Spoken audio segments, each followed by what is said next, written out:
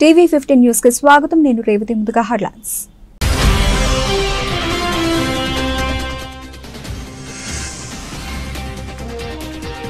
Harvard కు Trump సర్కార్ shock. అంతర్జాతీయ విద్యార్థుల ప్రవేశంపై నిషేధం.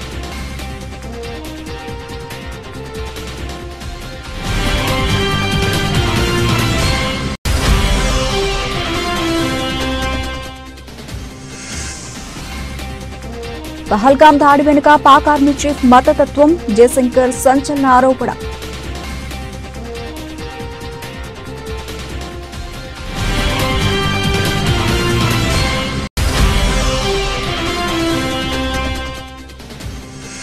ఆపరేషన్ పై ఉపరాష్ట్రపతి ధన్ఖడ్ ప్రశంసల వర్షం. ఉగ్రవాదులను ఏరివేరుస్తామని మోదీ ప్రపంచానికి చాటారన్న ధన్ఖడ్.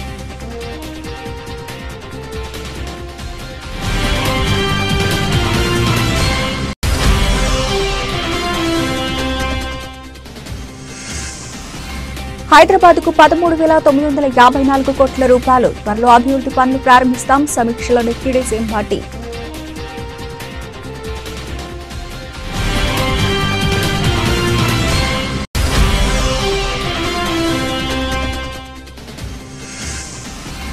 వైజాగ్ స్టీల్ ప్లాంట్ లో అగ్ని ప్రమాదం. స్టీల్ మెల్టింగ్ స్టేషన్ 2లో చెలరేగిన మంటలు భారీగా ఆస్తి నష్టం జరిగినట్టు అంచనా.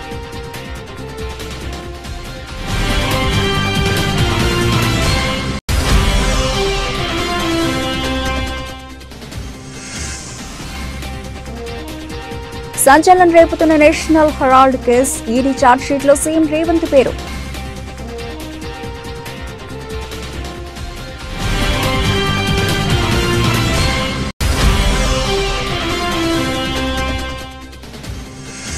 అబద్దాలు చెప్పి అధికారంలోకి వచ్చిన చంద్రబాబు ఇప్పటికీ అబద్దాలతోనే కాలం వెళ్లదీస్తున్నారు.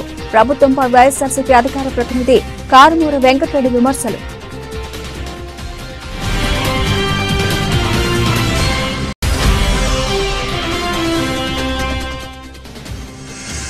హుస్నాబాద్ లో రాత్రి కురిసిన వర్షానికి ఇళ్లలోకి షాపుల్లోకి నీళ్లు వచ్చిన ప్రాంతాన్ని పరిశీలించిన మంత్రి పొన్నం ప్రభాకర్ తక్షణ తీసుకోవాల్సిన చర్యలపై అధికారులకు పలు సూచనలు.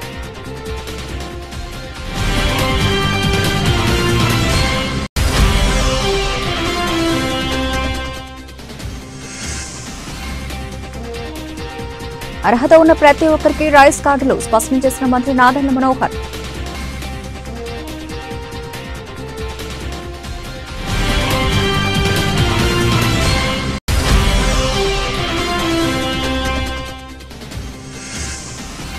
లక్నో సంచలనం. టైటాన్స్ పై 33 పరుగుల తేడాతో గెలుపు. అద్భుత శతకంతో అలరించిన మిచెల్ మార్ష్.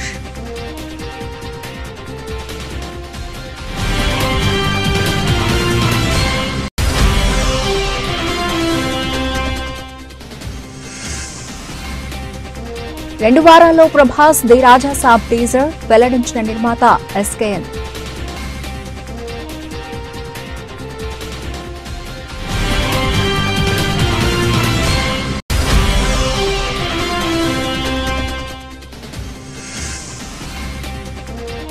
మళ్లీ పెరిగిన బంగారం వెండి ధరలు. పొల్లెల సీజన్ వేళ పైకి వెళుతున్న పసిడి ధరలు.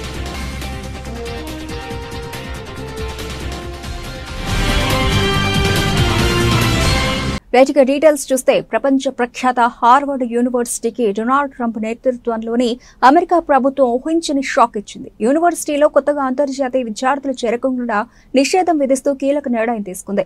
Student and exchange visitor program కింద హార్వర్డ్ కు ఉన్న గుర్తింపును రద్దు చేసినట్లు America department of homeland security కార్యదర్శి క్రిస్టీ నోయం ప్రకటించారు. ఈ నిర్ణయం అంతర్జాతీయ విద్యార్థుల భవిష్యత్తుపై తీవ్ర ప్రభావం చూపే అవకాశం ఉంది. ఫెడరల్ చట్టాలను హార్వర్డ్ యూనివర్సిటీ పదే ఉల్లంఘిస్తోందని, అందుకే కఠిన చర్యలు తీసుకున్నామని క్రిస్టీ నోయెమో ఒక ప్రకటనలో తెలిపారు. దేశంలోని అన్ని విశ్వవిద్యాలయాలు, విద్యాసంస్థలకు ఇది ఒక హెచ్చరికగా భావించాలి. అంతర్జాతీయ విద్యార్థులను చేర్చుకోవడం అనేది ఒక సౌలభ్యం మాత్రమే, హక్కు కాదు. ఫెడరల్ చట్టాలను పాటించడంలో హార్వర్డ్ విఫలమైందన్న ఆ సౌలభ్యాన్ని రద్దు చేశామని ఆమె పేర్కొన్నారు. సోషల్ మీడియా ప్లాట్ఫామ్ ఎక్స్ లో కూడా క్రిస్టో నోయం ఈ విషయంపై స్పందించారు. వైవిధ్యం, సమానత్వం, చేరిక, డైవర్సిటీ, ఈక్విటీ అండ్ ఇంక్లూజన్ కార్యక్రమాలను తొలగించాలని, అంతర్జాతీయ విద్యార్థుల భావజాల సంబంధిత అంశాలపై నిఘా పెట్టాలన్న డిమాండ్లను హార్వర్డ్ తిరస్కరించింది. దీంతో ఏప్రిల్లోనే హార్వర్డ్కు అంతే $2.2 బిలియన్ ఫెడరల్ గ్రాంట్లను ప్రభుత్వం నిలిపివేసింది. ఇప్పుడు student and exchange visitor program certificate ను కోల్పోయారని ఆమె పోస్టు చేశారు. జమ్మూ కశ్మీర్లోని పహల్గాంలో ఏప్రిల్ 22న జరిగిన ఉగ్రదాడి వెనుక పాకిస్తాన్ ఆర్మీ చీఫ్ అసీం మునీర్ తీవ్ర మతతత్వ దృక్పథం ఉందని భారత విదేశాంగ శాఖ మంత్రి ఎస్ జయశంకర్ ఆరోపించారు. ఆ ఉగ్రదాడికి దారితీసింది మునీర్ యొక్క మతతత్వమేనని ఆయన అన్నారు. ఈ దాడిలో ఉగ్రవాదులు మతాన్ని ప్రాతిపదికగా చేసుకుని 26 మంది అమాయక పౌరులను దారుణంగా హత్య చేశారని ఆయన గుర్తు చేశారు. కశ్మీర్ ఆర్థిక వ్యవస్థకు మూలాధారమైన పర్యాటకాన్ని దెబ్బతీయడానికి ఉద్దేశపూర్వకంగా మత ఘర్షణలు సృష్టించడానికి ఈ దాడికి పాల్పడ్డారని జయశంకర్ తెలిపారు. పాకిస్తాన్ ఆర్మీ చీఫ్ అసీం మునీర్ ఇటీవల చేసిన వ్యాఖ్యలు కూడా ఆయన మతతత్వ వైఖరిని స్పష్టం చేస్తున్నాయని ఆయన అన్నారు. తాము హిందువుల కంటే భిన్నమని మీ పిల్లలకు బోధించండి అని పాక్ పౌరులకు మునీర్ పిలుపునివ్వడం, కశ్మీర్ను పాకిస్తాన్ జీవనాడిగా అభివర్ణించడం వంటివి ఉద్రిక్తతలను మరింత పెంచాయని జయశంకర్ పేర్కొన్నారు. పాకిస్తాన్ ఆర్మీ చీఫ్ వ్యక్తం చేసిన అభిప్రాయాలకు ఉగ్రవాదుల చర్యలకు మధ్య స్పష్టమైన సంబంధం ఉందని ఆయన నొక్కి చెప్పారు. ఇదే సమయంలో పీఓకే భారత్లో అంతర్భాగమని, దాన్ని పాకిస్తాన్ తిరిగి అప్పగించాలని జయశంకర్ మరోసారి డిమాండ్ చేశారు. పహల్గాం ఉగ్రదాడి నేపథ్యంలో భారత సైన్యం చేపట్టిన ఆపరేషన్ సింధూర్ను ఉపరాష్ట్రపతి జగదీప్ ధన్ఖడ్ ప్రశంసించారు. ఈ ఆపరేషన్ ద్వారా ఉగ్రవాదానికి శిక్ష తప్పదని, ఉగ్రమూకలు ఎక్కడ నక్కినా ఏరివేస్తామనే బలమైన సందేశాన్ని ప్రధానమంత్రి నరేంద్ర మోదీ పొరుగు దేశాలతో పాటు యావత్ ప్రపంచానికి ఇచ్చారని ఆయన అన్నారు. ఇప్పటి భారతదేశం ఎంతో భిన్నమైనదని, పూర్తి ఆత్మవిశ్వాసంతో ధైర్యంతో ముందుకు సాగుతోందని పేర్కొన్నారు. ఉగ్రవాదం విషయంలో ఏమాత్రం ఉపేక్షించే ప్రసక్తే లేదని ఆయన స్పష్టం చేశారు. గోవా రాజ్ భవన్లోని వామన్ వృక్షకళ ఉద్యానవనంలో ఏర్పాటు చేసిన ప్రాచీన భారతీయ వైద్య నిపుణులు చరకుడు సుశ్రుతుడ్ల కాంస్య విగ్రహాలను ఆవిష్కరించిన అనంతరం ఉపరాష్ట్రపతి వ్యాఖ్యలు చేశారు. దేశం గర్వపడేలా చేసిన మన సాయుధ బలగాలకు తాను సల్యూట్ చేస్తున్నానని అన్నారు. ఆపరేషన్ సింధూర్ సమయంలో భారత సైనిక దళాలు చూపిన ప్రతిభ అమోఘమని కొనియాడారు. శత్రువుల స్థావరాలను అత్యంత ఖచ్చితత్వంతో అంచనా వేసి నిర్దేశిత లక్ష్యాలను విజయవంతంగా ఛేదించిన మన సైన్యం సత్తాను ప్రపంచ దేశాలు కూడా గుర్తించాయని వివరించారు. ఈ ఆపరేషన్ ద్వారా భారత్ తన శక్తి సామర్థ్యాలను మరోసారి నిరూపించుకుందని ఉపరాష్ట్రపతి తెలిపారు. A proud, grateful nation stands with you. And imagine when India responded remarkably, effectively to Pakistan's terrorist misadventure at Pahalgam on April 22. You were on high alert alongside our Navy and your brethren in uniform in other services. What a precise targeting for Jaish-e-Mohammed and Lashkar-e-Taiba bases in Muridke and Bahawalpur. Sent a global message, a message that Prime Minister Narendra Modi gave to the entire world from the heartland of Bihar. Message: terrorism will no longer go unpunished. The punishment was exemplary. The strike was deep in the territory, beyond international border, keeping in mind our ethos to target only terrorists. What a satisfaction for everyone. High achievement of Sindoor operation. No one is asking for proof, because the terrorist targeted revealed the proof to the entire global fraternity, because coffins were escorted by military force of that country, by political force of that country, and by terrorists. A great achievement, perhaps unrivaled in the annals of democratic functioning. Hyderabad ను ప్రపంచ స్థాయి నగరంగా తీర్చిదిద్దడానికి ఎన్ని నిధులైనా వెచ్చించడానికి CM Revanth Reddy సిద్ధంగా ఉన్నారని, ఇప్పటికే పాలనాపరమైన అనుమతులు ఇచ్చిన 13,954 కోట్ల రూపాయల పనులను త్వరలో పట్టాలెక్కిస్తామని ఉప ముఖ్యమంత్రి భట్టి విక్రమార్క తెలిపారు. నగరంలో 3 ప్రాంతాల్లో మెట్రో విస్తరణకు 19,579 కోట్ల రూపాయలతో కేంద్రానికి ప్రతిపాదనలు పంపినట్లు చెప్పారు. గురువారం ఆయన మంత్రి పొన్నం ప్రభాకర్ తో కలిసి సచివాలయంలో పాత బస్తీ అభివృద్ధిపై సమీక్ష నిర్వహించారు. 7,400 కోట్ల రూపాయలతో 20 టీఎంసీల గోదావరి జలాలను హైదరాబాద్కు తీసుకురానున్నామని తెలిపారు. యాకత్పురాలో 50 పడకల ఆసుపత్రి భవన నిర్మాణానికి కావాల్సిన స్థలానికి తక్షణమే ఎన్ఓసీ ఇవ్వాలని జీహెచ్ఎంసీ కమిషనర్ను ఆదేశించారు. కాగా నిరుద్యోగ యువత కోసం రాష్ట్ర ప్రభుత్వం ప్రారంభించిన రాజీవ్ యువ వికాసం పథకానికి బ్యాంకర్లు సహకరించాలని బట్టి విజ్ఞప్తి చేశారు. గురువారం రాష్ట్ర స్థాయి బ్యాంకర్ల కమిటీ సమావేశంలో ఆయన మాట్లాడారు. జూన్ 2న రాష్ట్ర అవతరణ దినోత్సవాన్ని పురస్కరించుకుని రాష్ట్రంలోని 5 లక్షల మంది నిరుద్యోగ యువతకు ఈ పథకం మంజూరు పత్రాలు అందించాలని నిర్ణయించినట్లు తెలిపారు. ఈ పథకానికి రాష్ట్ర ప్రభుత్వం 6,250 కోట్ల రూపాయలు సబ్సిడీ రూపేణా ఇవ్వనుందని తెలిపారు.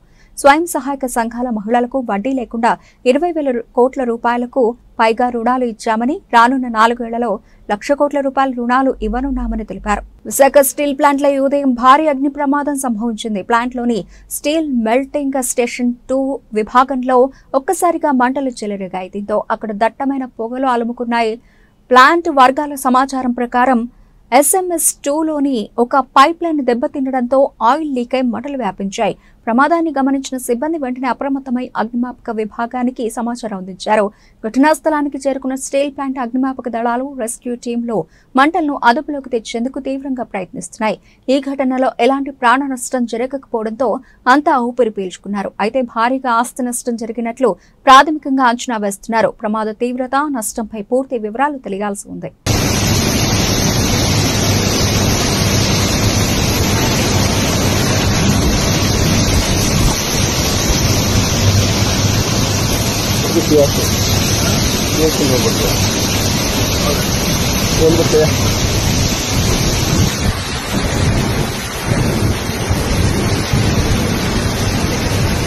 నేషనల్ హెరాల్డ్ కేసులో ఎన్ఫోర్స్మెంట్ డైరెక్టరేట్ దాఖలు చేసిన ఛార్జ్షీట్లో ముఖ్యమంత్రి రేవంత్ రెడ్డి పేరును కూడా చేర్చింది. వివాదాస్పద యంగ్ ఇండియన్ సంస్థకు సీఎం రేవంత్ రెడ్డి 2019-22 మధ్య విరాళాలు ఇప్పించారని పేర్కొంది. ఈ మేరకు ఏప్రిల్ 9వ తేదీన ఢిల్లీలోని స్థానిక కోర్టులో ఈడీ అఫిడవిట్ దాఖలు చేసింది. ఈ వివరాలు తాజాగా బయటకు రాగా జాతీయ మీడియాలో కథనాలు ప్రచురితమయ్యాయి. డెక్కన్ హెరాల్డ్, ఎకనామిక్ టైమ్స్ కథనాల ప్రకారం young Indian associated journals limited కు వచ్చిన విరాళాల్లో అవకతవకలు జరిగినట్టు ఈడీ పేర్కొంది. కొందరికి పదవులు, టికెట్లు ఆశ చూపి విరాళాలు సేకరించారని, మరికొందరికి రాజకీయ భవిష్యత్తు, వ్యాపారాలు దెబ్బతింటాయని భయపెట్టి విరాళాలు అందేలా చేశారని ఛార్జ్షీట్లో ఈడీ పేర్కొంది. కూటమి ప్రభుత్వం చేస్తున్న అరాచకాలు, మోసాల గురించి సుదీర్ఘ విచారణతో, డాటాతో సహా వైఎస్ జగన్ ప్రెస్ మీట్ లో మాట్లాడారని, కానీ కూటమి నేతలు మాత్రం అభూత కల్పనలతో దుష్ప్రచారం చేయడంతోనే సరిపెడుతోందని వైఎస్ఆర్సీపీ అధికార ప్రతినిధి కారుమూరు వెంకటరెడ్డి విమర్శించారు.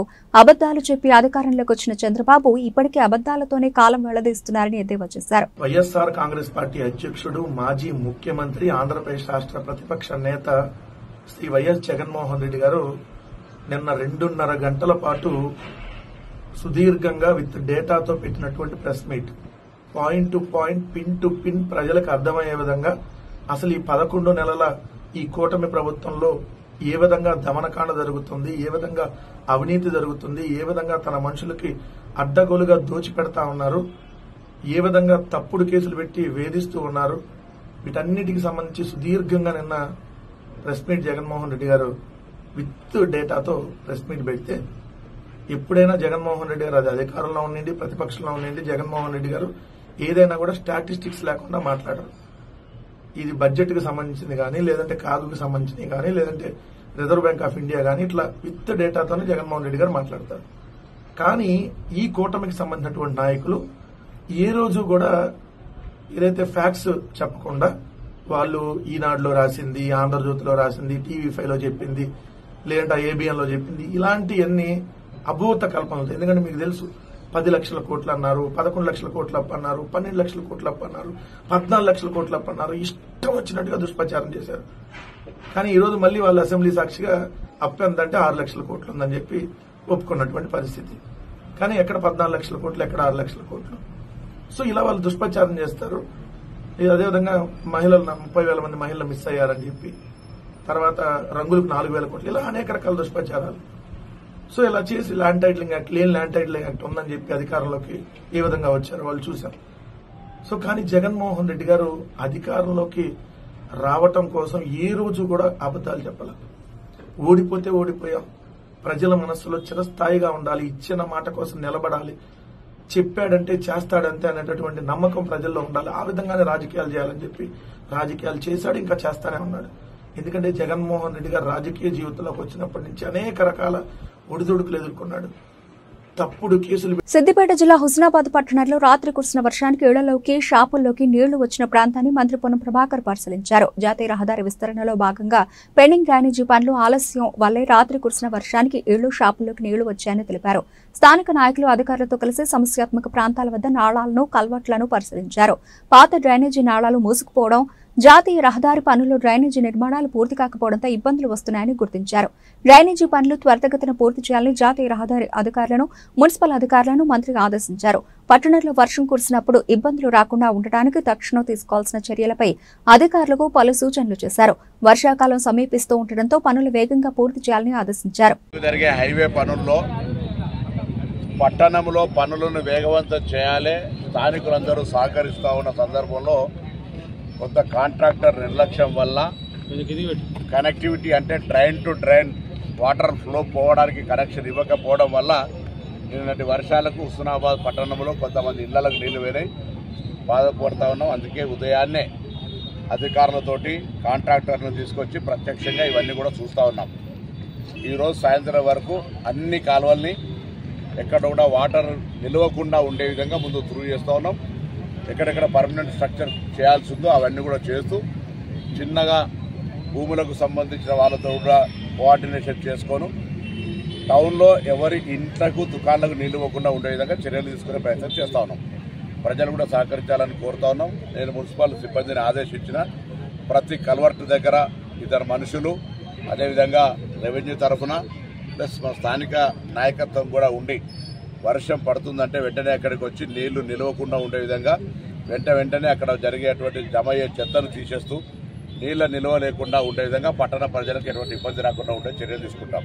ఇదే సందర్భంలో బస్వాపూర్కు సంబంధించి కూడా అటు మొత్తం కనెక్టివిటీ లేదు, అక్కడ కూడా ఆగి అక్కడ కూడా పనులు శురువైనాయి. దాంతోపాటుగా ఈ పందిళ్ళ బ్రిడ్జ్ను కూడా వేగవంతంగా పూర్తి చేయండి, లేకపోతే వర్షాలు వచ్చి వరద వస్తే కనెక్టివిటీ బంద్ అవుతుంది హుస్నాబాద్కు. దాన్ని కూడా చేయమని చెప్పినాం. అది కూడా పనులు శురువైన మీరు పర్యవేక్షించవచ్చు. సో బస్వాపూర్ సమస్య కావచ్చు, పందిళ్ళ సమస్య కావచ్చు, హుస్నాబాద్ పట్టణానికి పోతారానికి సంబంధించిన సమస్య కావచ్చు, వీటన్నిటినీ వేగవంతం చేసే విధంగా ప్రతిరోజు పర్యవేక్షిస్తూ నేనే స్వయంగా అధికారులు ఆర్టీఓ గారిని, ఏసీపీ గారిని, మున్సిపల్ కమిషనర్ గారిని, జిల్లా కలెక్టర్ గారిని కూడా కోరినాం. ఇందుకు సంబంధించి రాష్ట్ర స్థాయి ప్రిన్సిపల్ సెక్రటరీలతో కూడా మాట్లాడాం. ఒకవేళ ఇదే విధంగా జాప్యం చేస్తే కాంట్రాక్టర్ మీద క్రిమినల్ చర్యలు కూడా తీసుకుంటాం. దానికి సంబంధించిన ప్రొవిజన్స్ ఉన్నాయి, రూల్స్ ఉన్నాయి. వాటి అన్నింటినీ కూడా స్టడీ చేసినాం, వాళ్ళకు కూడా చెప్పినాం, చూపెట్టినాం. కాబట్టి తప్పకుండా వాళ్ళు పని చేస్తారనే విశ్వాసం ఉంది. పని చేయించుకునే విధంగా వాళ్ళతోటి కోఆర్డినేషన్ చేస్తా ఉన్నాం. ఇందుకు సంబంధించి ఎటువంటి ఇబ్బంది రాకుండా కొంత లోతట్టులో ఉన్నటువంటి ప్లాట్ ఓనర్లకు కూడా నూతన రేషన్ కార్డుల దరఖాస్తు మరియు మార్పులు చేర్పులకు గడువు లేదు. అర్హత ఉన్నవారు ఎప్పుడైనా దరఖాస్తు చేసుకోవచ్చని మంత్రి నాదెండ్ల మనోహర్ పేర్కొన్నారు. విజయవాడ కానూరు సివిల్ సప్లై భవన్ నందు ఏర్పాటు చేసిన మీడియా సమావేశంలో మంత్రి నాదెండ్ల మనోహర్ మాట్లాడుతూ నూతన రేషన్ కార్డుల దరఖాస్తు, మార్పులు చేర్పులకు సంబంధించి గడువు అంటూ ఏమీ లేదని, ఇది నిరంతర ప్రక్రియ అని తెలిపారు. ప్రభుత్వ నిబంధనల ప్రకారం అర్హత ఉన్న ప్రతి ఒక్కరికి రైస్ కార్డులు అందిస్తామన్నారు. కొత్త రైస్ కార్డుల జారీలో ఎక్కడా ఎటువంటి జాప్యం లేదు. దరఖాస్తు చేసుకునే 21 రోజుల్లోపే కొత్త కార్డులు అందరికీ ఉచితంగా ఇస్తున్నాం. ఇది నిరంతరం జరిగే ప్రక్రియ అని తెలిపారు. రాష్ట్ర వ్యాప్తంగా మే 7 నుంచి రైస్ కార్డులో మార్పులు చేర్పులు చేపట్టామన్నారు. గత 2 ఏళ్ల నుంచి వీటిని మార్చే అవకాశం రాలేదు అన్నారు. ఈకేవైసీ తప్పనిసరి అని కేంద్రం స్పష్టం చేసింది. కూటమి ప్రభుత్వం వచ్చాక ప్రతి కార్డును ఈకేవైసీ చేశాం. దేశంలో 95% ఈకేవైసీ పూర్తి చేసుకునే ఏకైక రాష్ట్రంగా ఆంధ్రప్రదేశ్ అని గుర్తు చేశారు. ఆ 3 సర్వీసెస్ ఏంటంటే ఈకేవైసీ ద్వారా మీరు నో యువర్ ఈకేవైసీ స్టేటస్ ఒకటి, రెండోది మీ ఆధార్ సీడింగ్ లో ఏమైనా కరెక్షన్ చేసుకోవాలనుకుంటే, మార్పులు చేయాలనుకుంటే మీరు చేసుకోవచ్చు. మూడోది నేను ఇప్పుడే మీకు చెప్పినట్టు మీకు రైస్ కార్డ్స్ సరెండర్ చేయాలనుకుంటే మీరు కేవలం వాట్సాప్ ద్వారానే, మనమిత్ర యాప్ ద్వారానే మీరు సరెండర్ చేసుకోవచ్చు. ఈ 3 సర్వీసెస్ మేము ఎనేబుల్ చేసాం. దీంతో పాటు ఈ 4 సర్వీసెస్ ఏవైతే పెండింగ్ ఉన్నాయో అవన్నీ కూడా మేము తీసుకెళ్తున్నాం. అయితే ఇక్కడ గమనించాల్సిన విషయం మీ అందరికీ మీ దృష్టికి తీసుకొస్తున్నాను. కొత్త రైస్ కార్డ్స్ కోసం అప్లికేషన్ లో మాత్రం ఎక్కడ ఏమీ జాప్యం లేదు. దాంట్లో ఎక్కడ ఏవి టెక్నికల్ ఇష్యూస్ లేవు. ఈ రోజు వరకు వచ్చిన 60,791 రైస్ కార్డు అప్లికేషన్లు ఖచ్చితంగా మేము 21 రోజుల లోపే వాటిని మేము ప్రాసెస్ చేసి మేము జూన్ మాసంలో ఇవ్వబోయే కొత్త రైస్ కార్డులు, స్మార్ట్ కార్డులు ఏవైతే ఇస్తున్నామో వాటితో పాటు ఇవి కూడా మేము రెడీ చేసుకుంటాం. అందులో ఎక్కడ కూడా జాప్యం లేదు. చివరిలో మరొక్కసారి ప్రజలందరికీ కూడా నేను రిక్వెస్ట్ చేస్తున్నాను, దయచేసి ఇది క్లోజింగ్ డేట్ అనేది లేదు.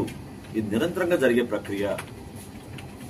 వారం రోజుల్లోనో 10 రోజుల్లోనో అయిపోతుందనే భావన తెచ్చుకుని మీరు హడావుడిగా గ్రామ సచివాలయం, వార్డు సచివాలయంలో మీరు పడుతున్న ఇబ్బందులు గమనించి మేము ఖచ్చితంగా మీకు మాటిస్తున్నాం.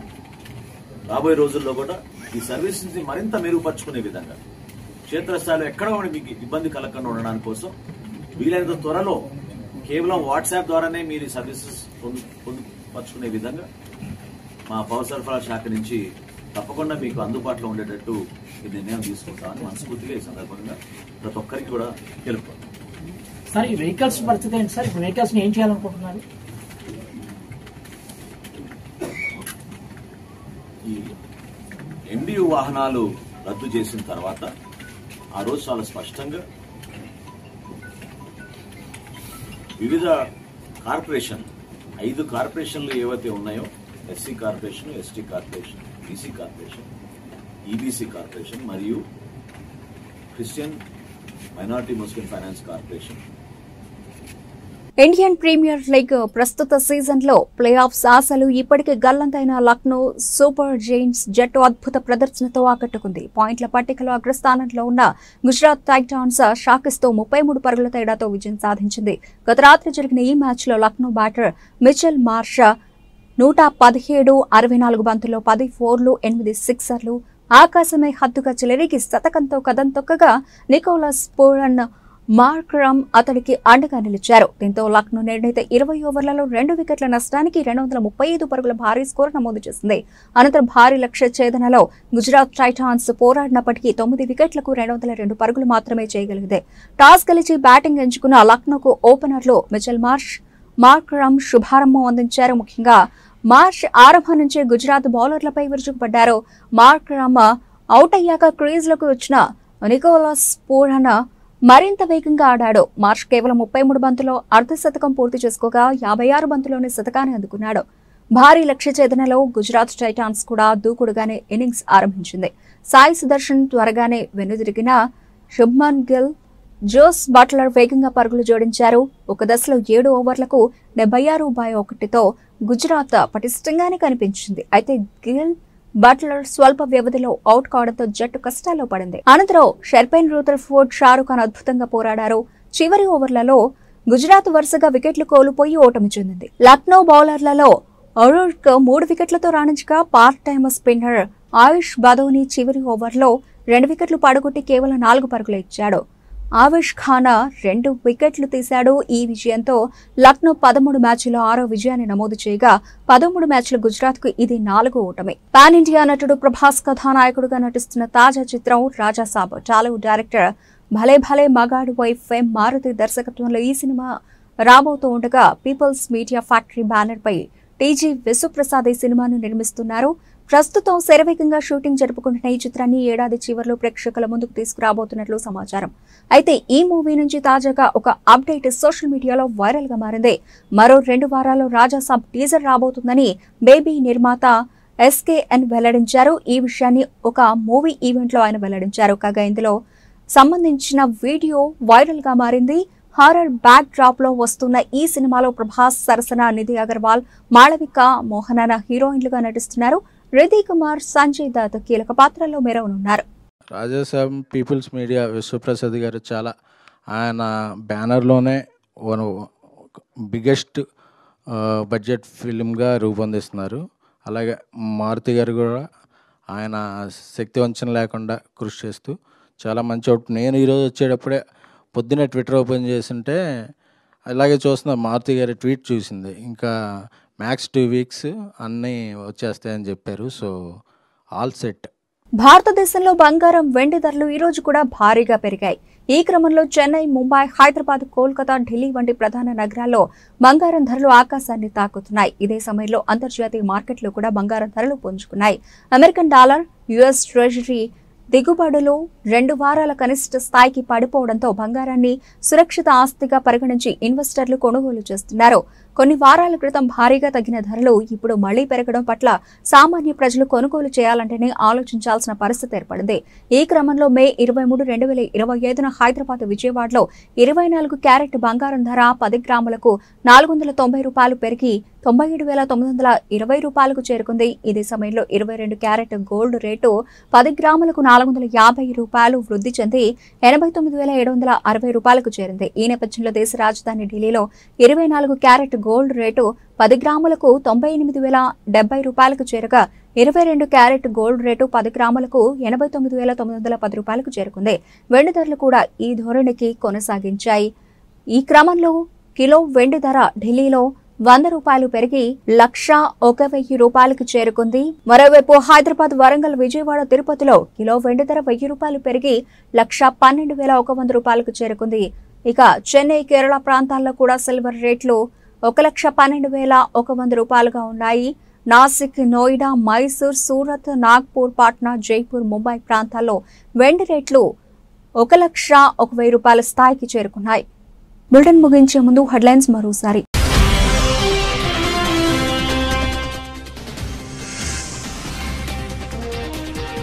హార్వర్డ్ కు ట్రంప్ సర్కార్ షాక్. అంతర్జాతీయ విద్యార్థుల ప్రవేశంపై నిషేధం.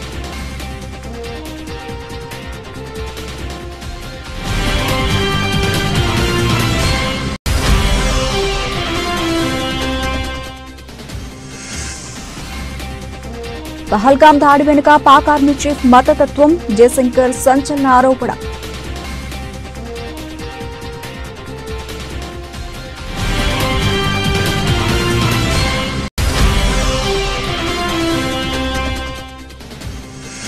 ఆపరేషన్ పై ఉపరాష్ట్రపతి ధన్ఖడ్ ప్రశంసల వర్షం. ఉగ్రవాదులను ఏరివేరుస్తామని మోదీ ప్రపంచానికి చాటారన్న ధన్ఖడ్.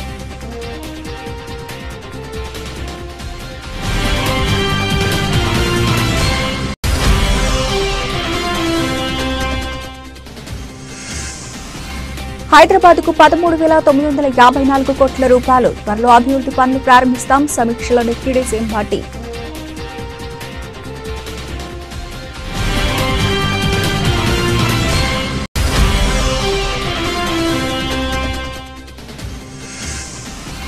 వైజాగ్ స్టీల్ ప్లాంట్లో అగ్ని ప్రమాదం. స్టీల్ మెల్టింగ్ స్టేషన్ 2లో చెలరేగిన మంటలు. భారీగా ఆస్తి నష్టం జరిగినట్టు అంచనా.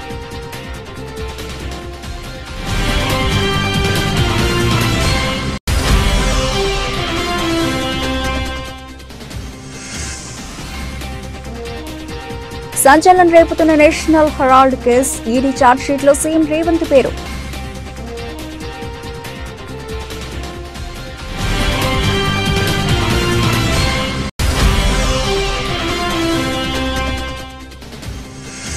అబద్దాలు చెప్పి అధికారంలోకి వచ్చిన చంద్రబాబు ఇప్పటికీ అబద్దాలతోనే కాలం వెళ్లదీస్తున్నారు. ప్రభుత్వంపై వైఎస్ఆర్సీపీ అధికార ప్రతినిధి కారుమూరి వెంకటరెడ్డి విమర్శలు.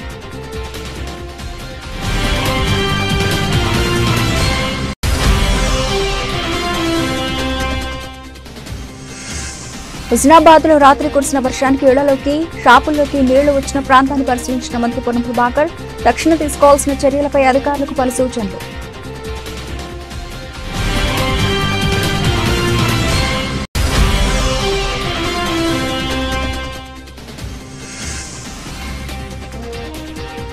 అర్హత ఉన్న ప్రతి ఒక్కరికి రైస్ కార్డులు స్పష్టం చేసిన మంత్రి నాదెండ్ల మనోహర్.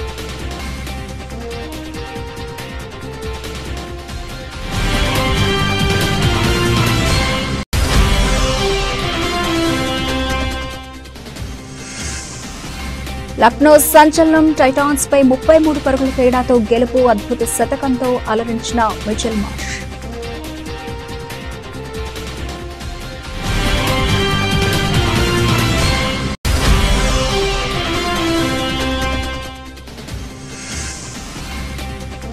రెండు వారాల్లో Prabhas the Raja Saab teaser వెల్లడించిన నిర్మాత ఎస్కేఎన్.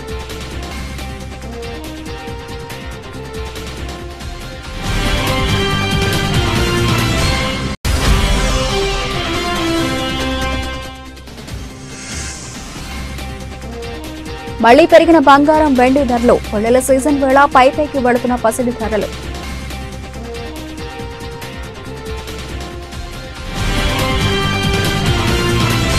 ఇవి ఇప్పటివరకు నబిల్సిన అప్డేట్స్. మరిన్ని అప్డేట్స్ తో మళ్ళీ కలుద్దాం. అంతవరకు సెలవు. నమస్తే.